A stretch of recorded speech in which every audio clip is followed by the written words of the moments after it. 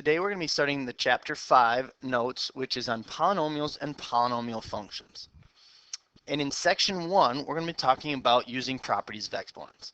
Now, we've talked about using the properties of exponents before, but we're going to continue on it today. And today our goal is to simplify expressions involving powers. We're going to be using exponents. The properties of exponents below, we're going to be using these. Now, up to this point, we've only used exponents that have been whole numbers. Today we're going to be looking at exponents that are integers. So it's going to say let a and b be real numbers and let m and n be integers. So we're going to start with these properties of exponents, and we're going to go through and look at these. And so the product of powers, the first one, says if we have the same base, we can simply add the exponents. So it would be m plus n. So 5 to the fourth times 5 to the second is going to be 5 to the 4 plus negative 2, which is 5 squared. And 5 squared is 25.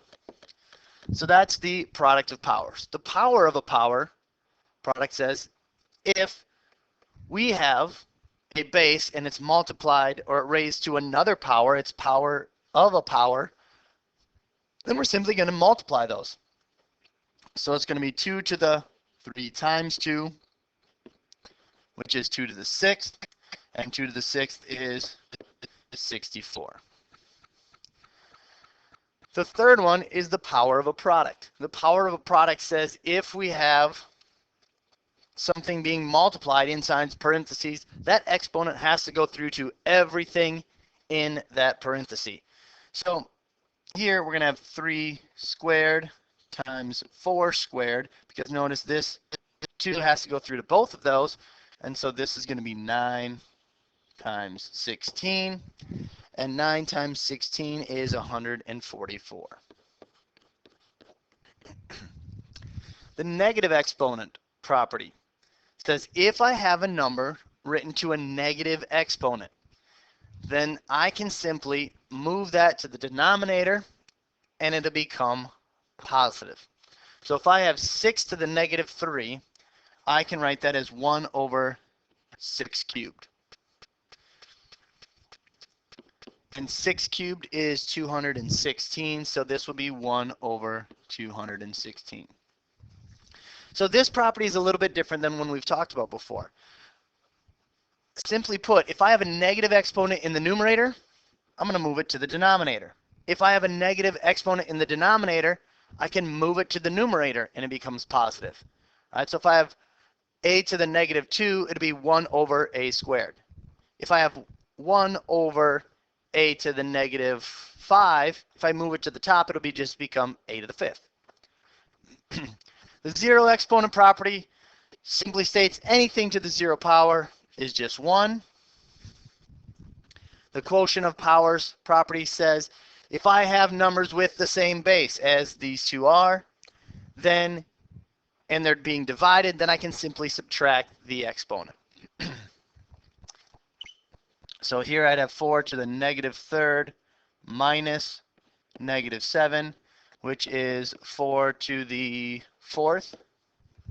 And 4 to the 4th power is 256. And then the power of a quotient is just like the power of a product, except for we have a quotient in our parentheses so that m has to go through to both of them. So you can see here it's a to the m over b to the m. So in this case it's going to be 3 squared over 5 squared. Well, 3 squared is 9 and 5 squared is 25. So those are the power, or 9/25 is the answer using the power of a quotient. So if we look at example 1, we're going to evaluate some numerical expressions. And so what we're going to do is use the properties that we have already talked about. So I have a 3 on the outside of my parentheses, so that is going to be the power of a product. So I'm going to have negative. And if I write this, I'll have negative 3 to the sixth times 5 to the third. Now the thing that we have to remember in this case is that 3 goes through to the 3 squared. So I could essentially write this as a -1 to the third as well, because that negative does not go necessarily with 3. You'd have to do the 3 squared first. And so this is really going to be -1 times, and then 3 to the 6th is 729, and 5 to the third is 125. So if we multiply all those, we're going to get an answer of -91,125. And this problem comes back to the fact that we need to know, excuse me, the difference between this and this. Remember, if that -3 is in parentheses, that means I have -3 times -3, which is 9. The bottom one says I have -3 squared, which means I'm going to square the 3, which is 9, and then it's going to become negative. So that is -9. So make sure that you know the difference between those two. And the second one, we're going to use the power of a quotient property. So this is going to be 1 to the -8th over 3 to the -4th.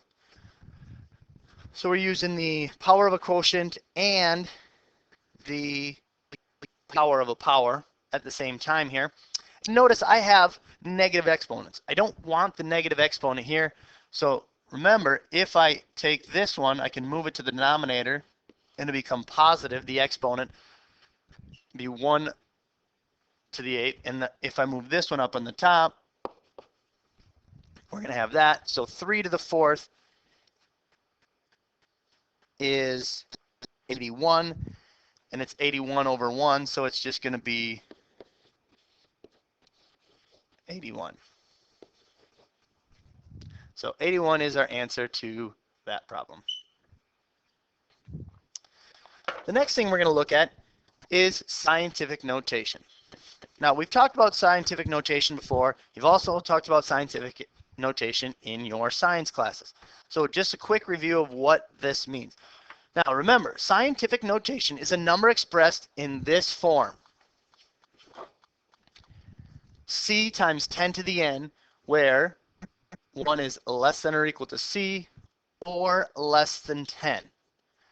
Okay, essentially what this means is this. First of all, the first number that you have must be a single digit number. It can be 1, it can't be 10, it can't be 25, it can't be 0.03. You have to have one number in front of your decimal point. This power always has to be a power of 10, and the exponent n must be an integer. Now remember, if n is a big number or a positive integer, like 5 or 12 or anything like that, then we're talking about a number that's really, really, really big. If that exponent is negative, like -2 or -12, then the number that we're talking about is going to be really, really small. And we use scientific notation so that we can write numbers that are really big and really small without having to take up an entire sheet of paper. So we're going to write a few examples here, and we have to determine which of these are actually in scientific notation. So the first one we're going to write here, 3 times 10 to the 7th. Is it in scientific notation? Well, again, let's check. Is this number here between 1 and 10? And it is, 3. Is this number a power of 10? Yes. And is this exponent an integer? Yes. So that one is scientific notation. Second one, if we have 48 times 10 to the 3rd, Is it in scientific notation? Well, is that number between 1 and 10? No. So we automatically know that that is not in scientific notation. Third one, 4.27 times 10 to the negative fifth. Again, check. Is that number between 1 and 10? 4.27, yes it is. Raised to a power of 10? Yep. Exponent, is that an integer? Absolutely. So that one is scientific notation. And then one more. We're going to look 7.2 times 5 to the negative fourth. Number between 1 and 10? Yes. Power of 10? No. So automatically not scientific notation. Right. So in example 2, let's use scientific notation in a real life situation. So it says the Federal Reserve gold bar weighs 400 troy ounces. What is the weight of 250,000 of these? Well, let's write these numbers in scientific notation. So 400 in scientific notation is 4.0 times 10 to the, well, if our decimal's here, we move it 2 places, times 10 to the second. Well, when we want to find out the total weight, we're going to multiply these two. And I have 250,000 of them, so that's going to be in scientific notation 2.5 times 10 to the 1, 2, 3, 4, 5. And so now we're simply going to multiply these. Well, to do this, we're going to take the number part, multiply them. What's 4 times 2.5? That's 10. And then we're going to multiply those. And we're going to use the product, or the properties we just talked about. So 10 to the second times 10 to the fifth is going to be 10 to the seventh. So we have to check, is that our answer? Well, is it in scientific notation? No, it's not. Because we have 10 times 10 to the seventh. We can only have one number in front of our decimal. So we have the decimal here. We're going to have to move it one place. So this is really going to equal 1.0 times 10 to the eighth. And so if we answer this question, it says what is the weight of 250,000 of those gold bars? We're going to say the weight is 1.0 times 10 to the eighth troy ounces.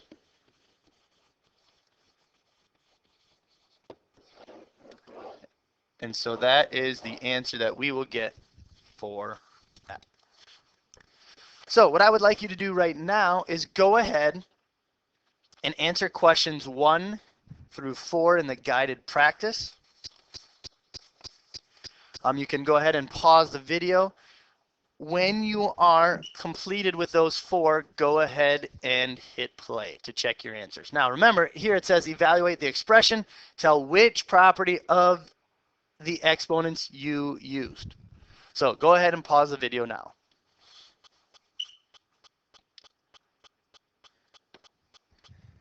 And here are the answers for those 4.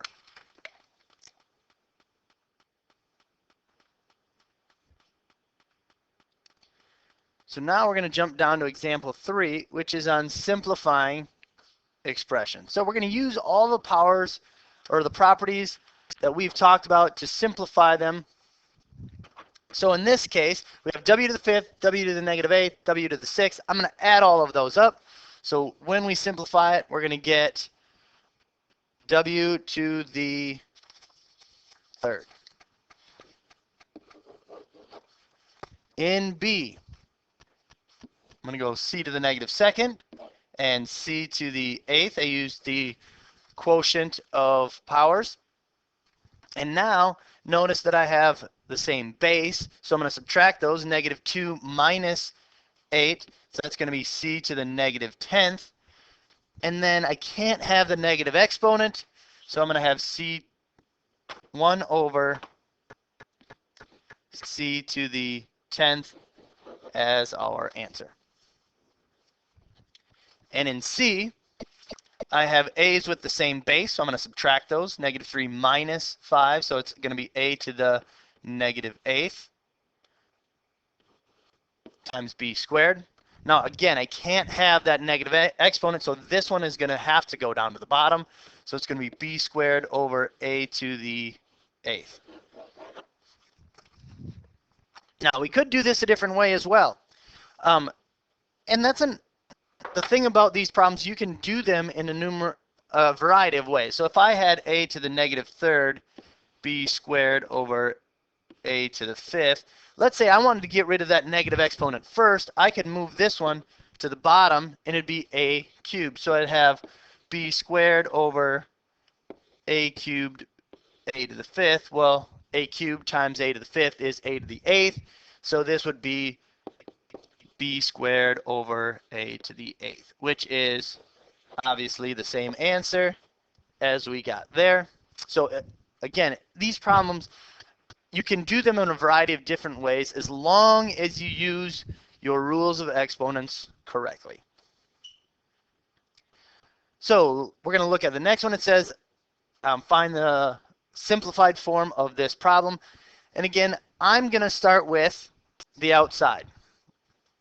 And I'm going to take this through to everything in here.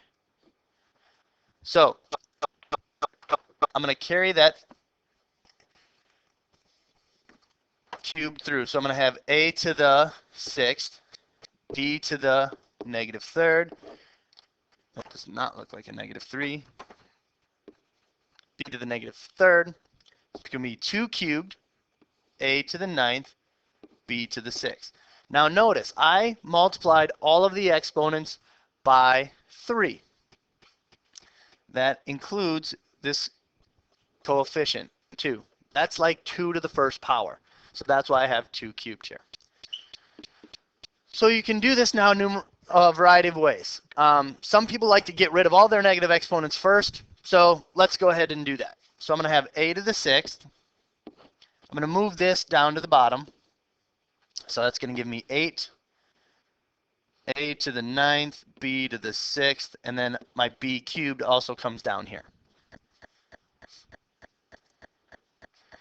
So now we have a to the 6th over 8, a to the 9th, b to the 9th. Well, you cannot have an a here and here. Okay, so we have a here and here. We can only have it in one place. Otherwise, it's not simplified far enough. So we're going to have to subtract those. So 6 minus 9 is negative 3. So this would be a to the negative 3 over 8 b to the 9th. Well, we also can't have negative exponents, so we move it to the denominator.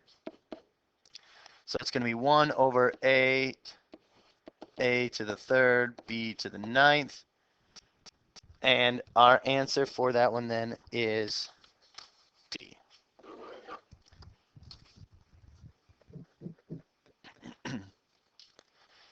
Example 5 now says we're going to compare real life volumes. It says the radius of Jupiter is about 11 times greater than the radius of Earth. How many times as great as Earth's volume is Jupiter's volume? Well, first thing we need to know is, how do you find the volume? Well, we have a sphere. The volume of a sphere is 4/3 pi r cubed. Well, we're looking for Jupiter and Earth. We're looking for the ratio of their volumes. Well, if we write that out, well, I know that Jupiter's is 4/3 pi r cubed, and I also know that Earth's is 4/3 pi r cubed.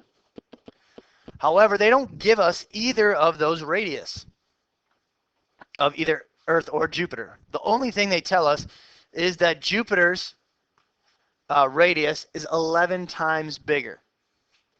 So if we call Earth's radius 1,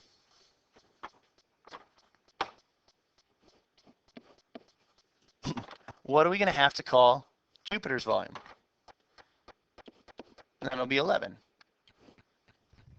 So if we look at this now, we know that this will cancel out because they're going to be the same, right? 4/3 times pi divided by 4/3 times pi is going to be 1. And so we have just basically 11 cubed left. And 11 cubed is 1,331. So we are going to know that Jupiter's radius,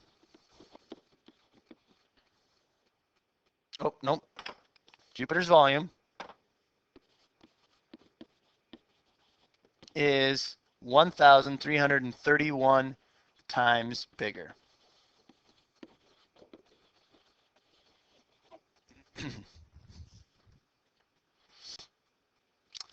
So go ahead and do questions 5 through 8 in the guided practice.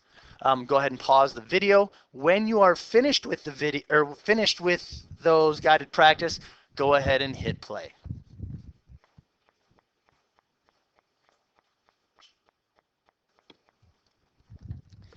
And here are the answers to the guided practice questions numbers 5, 6, 7, and 8.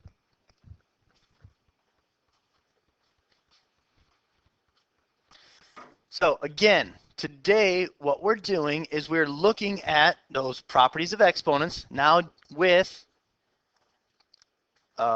exponents that are integers rather than whole numbers. And so we're using the properties of these exponents to solve problems and also to use scientific notation in there as well. So your homework sets are below. And again, this was section 5.1 on using the properties of exponents.